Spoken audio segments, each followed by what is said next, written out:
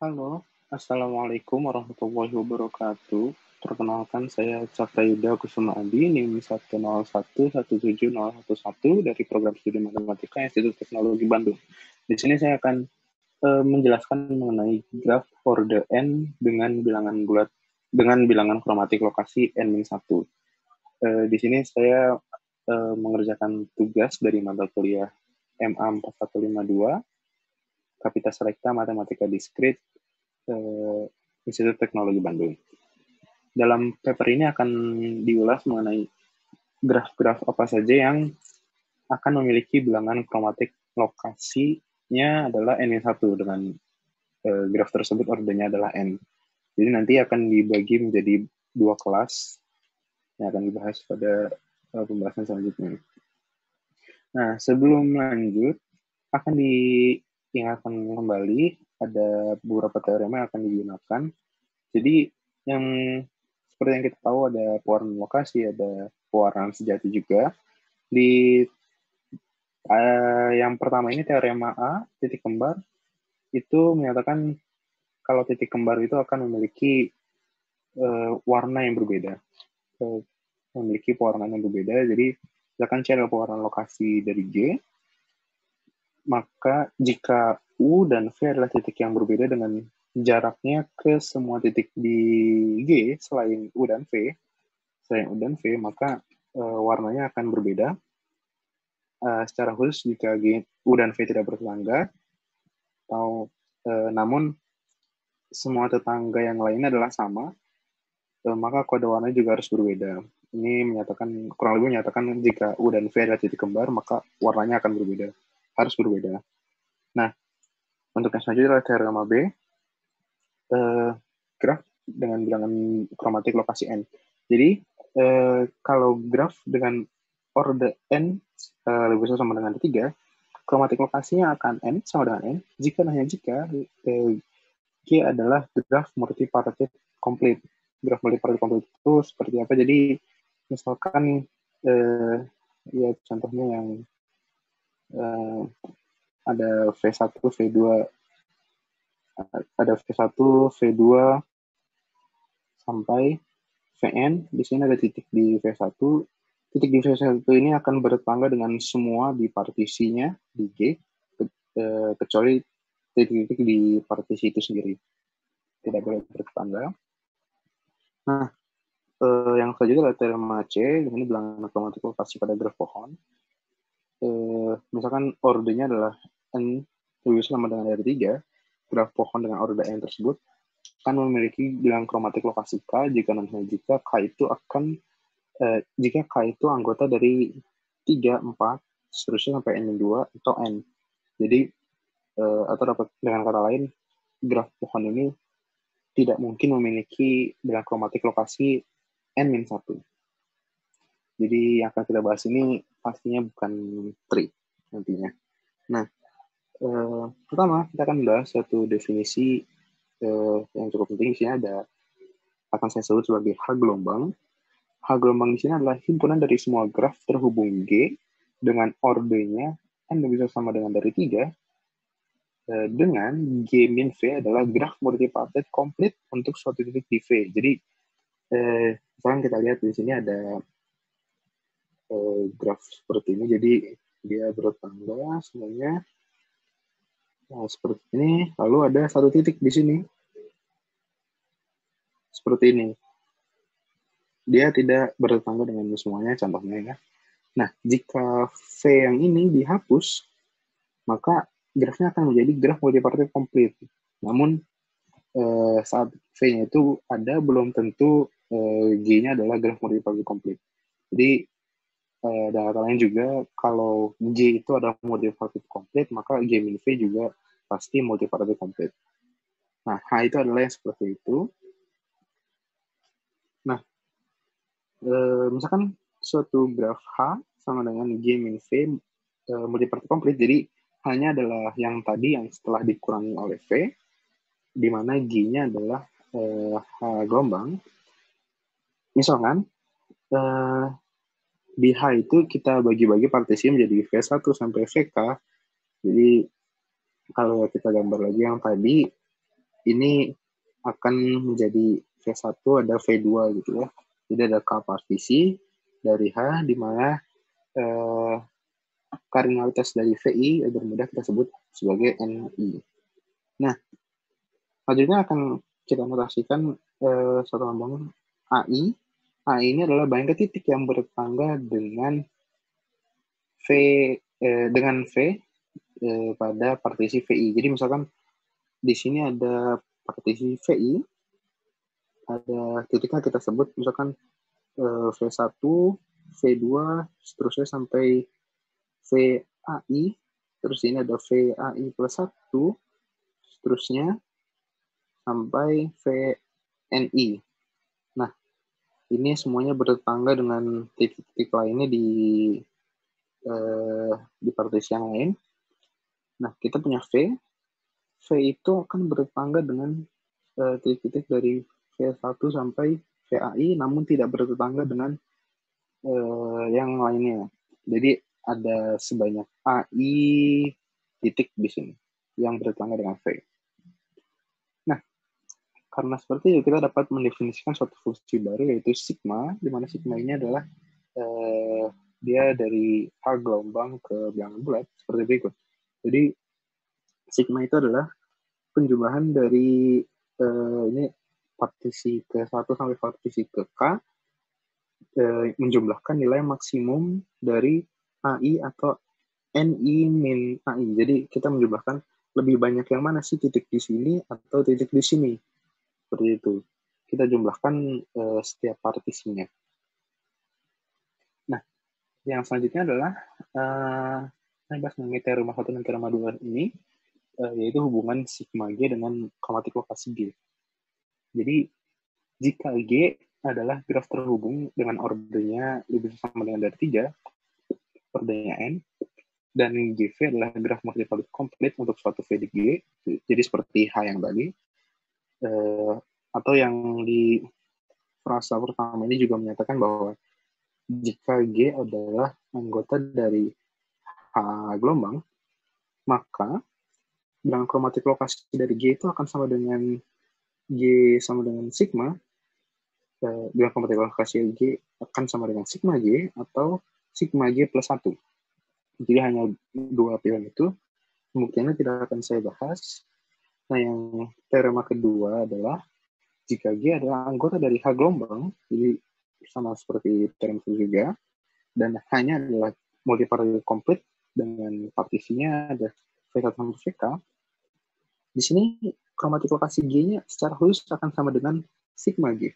Jika dan hanya jika salah satu kondisi berikut terpenuhi. Jadi yang pertama adalah untuk setiap I dengan I-nya itu dari 1 sampai K, AI-nya akan bernilai 0 atau NI. Jadi di partisinya bagian dari V1 sampai VK sebut VI, misalkan VI-nya itu titik-titik di VI tidak ada yang bertetangga dengan V sama sekali, atau semua titiknya, semua titik di V ini, di VI, tidak ada bertetangga sama sekali, atau semuanya justru bertetangga.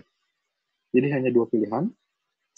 Nah, lalu terdapat sedikitnya dua bilangan bulat berbeda, J aksen, sehingga AJ sama dengan AJ aksen sama dengan 0. Jadi minimal ada dua partisi, ada partisi VJ dan ada partisi VJ aksen, di mana tidak ada titik yang bertetangga sama sekali dengan V.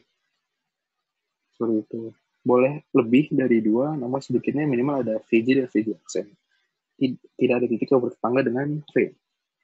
Nah, kondisi yang kedua adalah terdapat tepat satu J, J-nya dari 1 sampai K, sehingga J-nya itu antara 0 sampai NJ.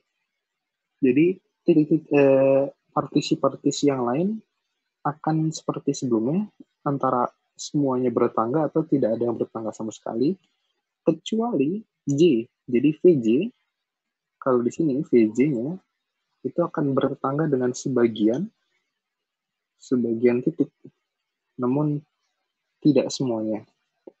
Dan secara khusus, AJ-nya ini kurang dari NJ per 2 dibuatkan ke atas. Pembuktiannya juga tidak akan saya bahas dulu. Nah, selanjutnya akan diceritakan tentang definisi selanjutnya, itu adalah V gelombang. Saya sebutnya V gelombang, F gelombang maksudnya. F gelombang di sini adalah himpunan graf G, di mana G-nya anggota dari H gelombang yang memenuhi salah satu properti berikut. Yang pertama adalah untuk setiap I, ya jadi ini sama yang kondisi pertama dengan kondisi di H ya.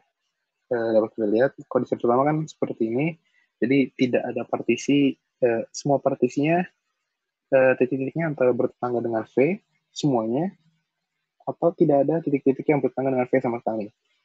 Nah, ini sama, namun minimal ada dua partisi ya tadi, VJ dan VJ aksen, di mana tidak ada titik-titik yang bertetangga dengan V sama sekali. Di sini disebutkan di AJ sama dengan AJ aksen sama dengan 0. Nah, kondisi yang kedua agak mirip dengan kondisi pada H gelombang yang tadi, pada teorema 2. Itu terdapat tepat satu J, di mana I-nya itu kurang lebih sama dengan, J-nya itu antara 1 sampai K, jadi partisinya VJ ini, di mana sebagian titiknya akan bertetangga dengan V, namun tidak dengan semuanya. Dan secara khusus AJ-nya sama dengan NJ-1. Kalau tadi di teorema 2, di teorema 2 itu AJ-nya kurang dari NJ per 2 ke atas ya. Kalau sekarang AJ-nya kan sama dengan NJ-1. Nah, akan dibahas mengenai kelas pertama yang memiliki bilangan kromatik lokasinya adalah N-1. Yang pertama, ini pada proposisi 3 ini disebutkan misalkan G adalah anggota dari H gelombang dengan ordernya N, maka kromatik lokasinya akan sama dengan N-1 jika dan hanya jika G-nya adalah anggota dari F gelombang. Buktinya seperti apa? Misalkan dari bukti kanan kiri, yaitu G-nya anggota dari F gelombang, maka tadi kan di F gelombang akan mempunyai dua kondisi ya. Yang pertama, yang ini kita akan bahas kondisi pertama dulu. Jika kondisi pertama dipenuhi, artinya ada V, maksudnya setiap partisi di G-V ini nilainya AI-nya akan antara 0 atau NI. Nah, ini maka menurut teorema 2, karena G-nya itu anggota dari H gelombang, dan karena kondisi 1 di F gelombang ini sama dengan kondisi 1 di teorema 2, makanya teorema 2-nya terpenuhi yang tadi, yang bilang kromatik lokasi G sama dengan sigma G. Dan ini kenapa sigma G sama dengan N-1? Karena jika kita hitung misalkan ya, karena tadi kita recall lagi, sigma G kan sini adalah I, sigma I sampai K, berapa partisinya, max dari AI, NI min AI. Nah, karena AI-nya itu nilainya antara 0 atau NI, jadi ini sama aja seperti menghitung semua titik-titik yang ada di G min V, atau sama saja seperti N-1, seperti itu. Nah, jadi jika kondisi itu terpenuhi, maka kromatik lokasinya akan N-1. Nah, yang kedua, jika kondisi 2 terpenuhi, yaitu terdapat tepat satu J, sehingga AJ-nya antara 0 sampai NJ, dan AJ-nya itu secara khusus sama dengan NJ-1. Maka, karena kondisi 2 ini yang terpenuhi, akibatnya kondisi 1 di F tadi tidak terpenuhi, kan? Karena ada titik yang di antara 0 sampai NJ. Jadi kondisi 1 di teorema 2 tidak terpenuhi. Akibatnya juga di F tidak terpenuhi. Dan karenanya, karena dari teorema 2 ini nilai tidak terpenuhi, maka haruslah nilainya bukan sigma G. Ya kan? Jadi kalau di teorema 2 itu kan menyatakan kromatik lokasinya sama dengan sigma G jika kondisi yang tadi, kondisi 1 dan 2-nya terpenuhi, yang ini ya. Yang ini kondisi 1 dan kondisi 2-nya terpenuhi. Namun karena kondisi 1-nya tidak terpenuhi karena ada AJ, di mana AJ itu antara 0 dan NJ. Dan kondisi 2 tidak terpenuhi karena AJ-nya sama dengan NJ min 1, bukan NJ per 2 bulan ke atas. Makanya kondisi teorema 2 tidak terpenuhi. Mana tadi? Ini. Tidak terpenuhi, akibatnya kromatik lokasinya bukan sama dengan sigma G. Namun, teorema 1 mengatakan kalau G-nya itu anggota H, kromatik lokasinya itu jika bukan sigma G, haruslah sigma G plus 1. Makanya di sini sama dengan sigma G plus 1. Nah, lalu sigma G-nya itu sama dengan N-2. Kenapa? Karena kalau kita hitung lagi, sigma G-nya itu sama dengan sigma I-nya sama dengan 1 sampai K, maksimum AI, NI min AI, ini sama saja seperti menghitung AI, I-nya dari 1 sampai K, dengan I-nya bukan sama dengan J, max AI, NI min AI, ditambah khusus di AJ tadi, maksimumnya adalah NJ min 1, karena ini kan lebih besar daripada AJ kan. Lebih besar daripada NJ min AJ gitu. Yaitu 1. Jadi lebih besar. Akibatnya sama aja seperti N min 2. Jadi semua titik-titik di G kecuali titik di VJ yang tidak bertetangga dengan V. Ini ada N min 2. Dan sini N min 2 plus 1 sama dengan N min 1. Jadi jika kondisi kedua dari F terpenuhi, akibatnya ini adalah kromatik lokasinya sama dengan N min 1 juga. Jadi bukti ke kanan sudah betul. Nah, maksudnya bukti ke kiri, karena ada bukti ke kanan. Jadi G-nya itu adalah anggota dari H gelombang dan kromatik lokasinya sama dengan N-1. Jadi menurut teorema 1 yang tadi kalau anggota H itu kan akan memiliki kromatik lokasinya sigma G atau sigma G plus 1. Nah, kasus 1 ini menyatakan untuk saat sigma kromatik lokasinya sama dengan sigma G. Karena itu kalau kita tulis sigma G sama dengan kromatik lokasinya sama dengan N-1, karena dari sini tadi N-1. Andaikan kondisi 1F tidak terpenuhi, artinya kalau dari teorema 2 ini, karena kondisi 1 tidak terpenuhi, maka kondisi 2 di teorema 2 harus terpenuhi, yaitu terdapat tepat 1J, di mana J itu antara 1 sampai K, sehingga AJ-nya antara 0 sampai NJ, dan AJ-nya kurang dari NJ per 2 di belakang ke atas. Jadinya, maksimumnya adalah seperti ini. Kenapa seperti itu? Karena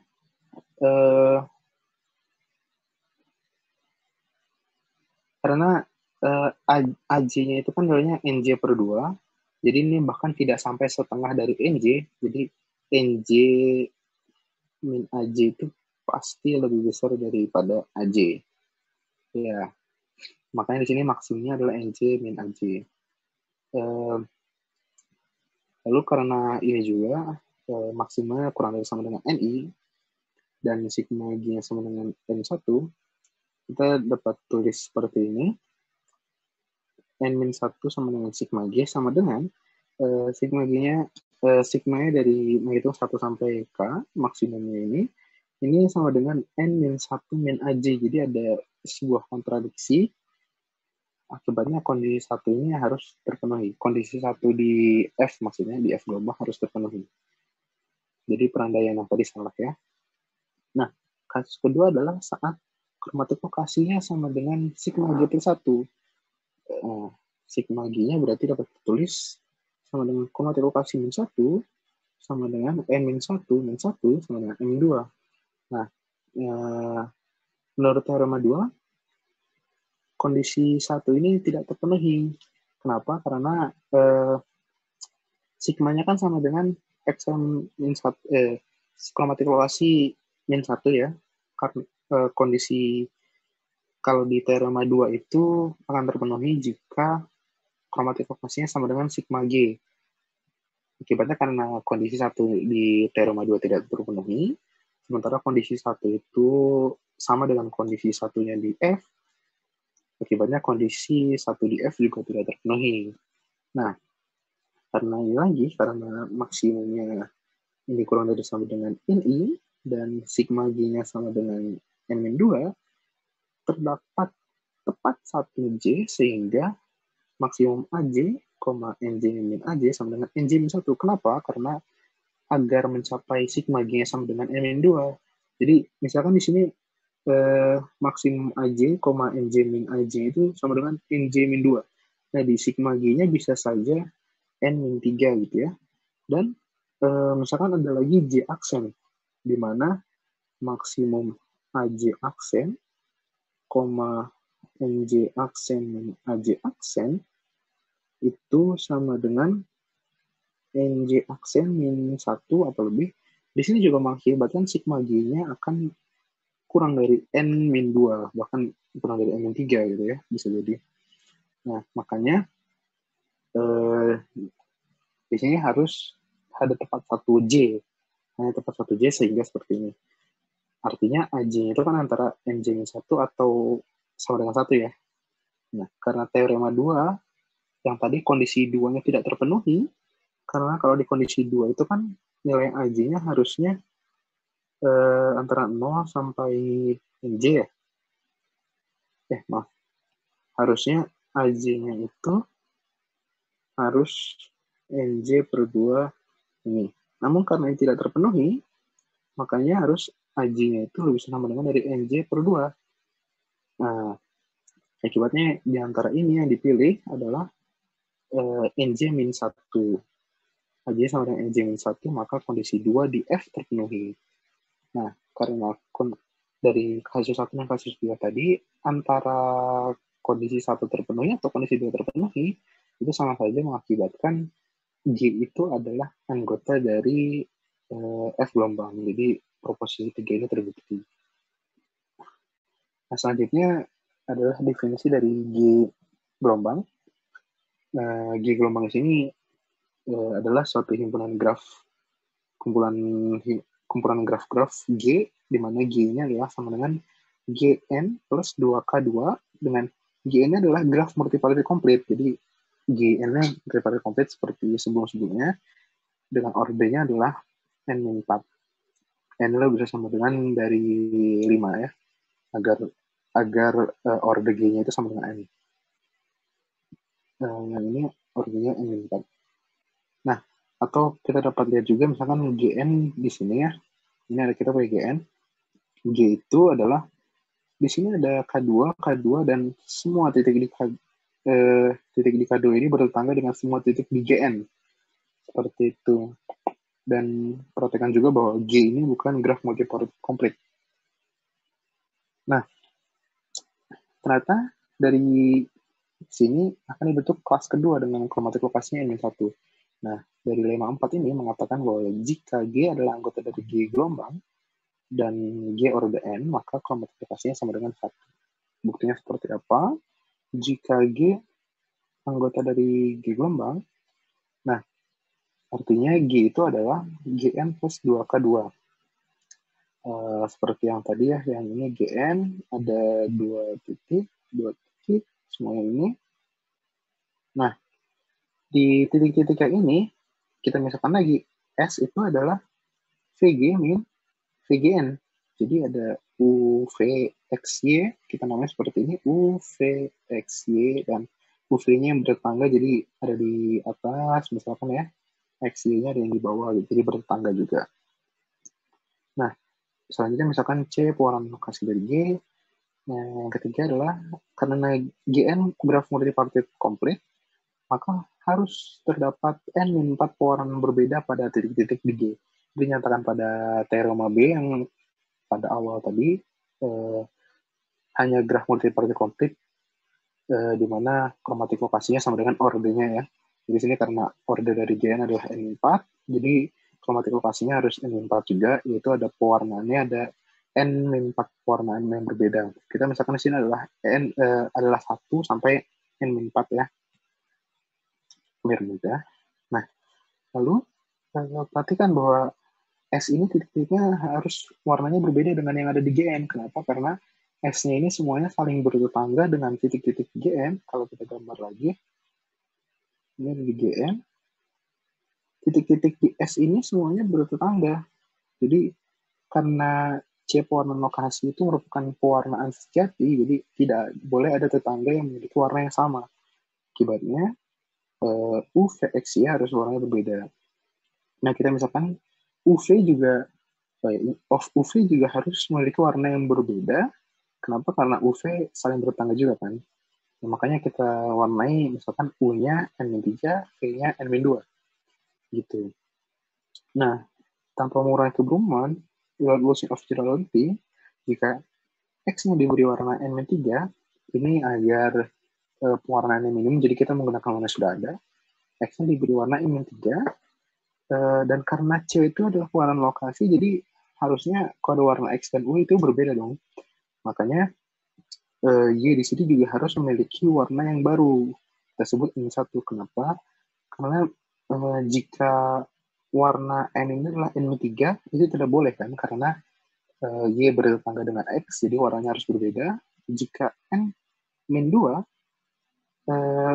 ini kan berarti Y dengan V memiliki kode warna yang sama ya.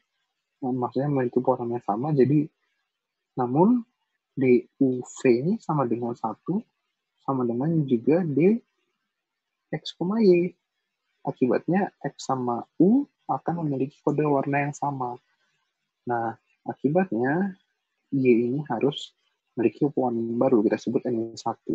Ini adalah pewarnaan yang minimal. Nah, jadi C dapat memiliki minimal N-1 warna berbeda.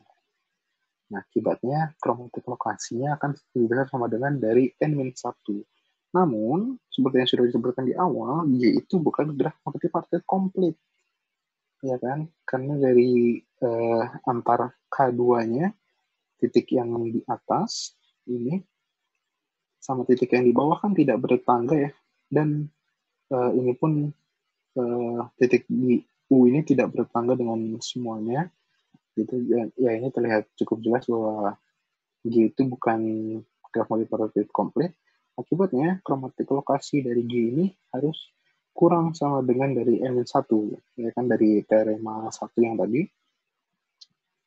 Nah, dari dua persamaan itu mengakibatkan kromatik lokasi G akan sama dengan N-1. Jadi, lemma 4 ini terbukti.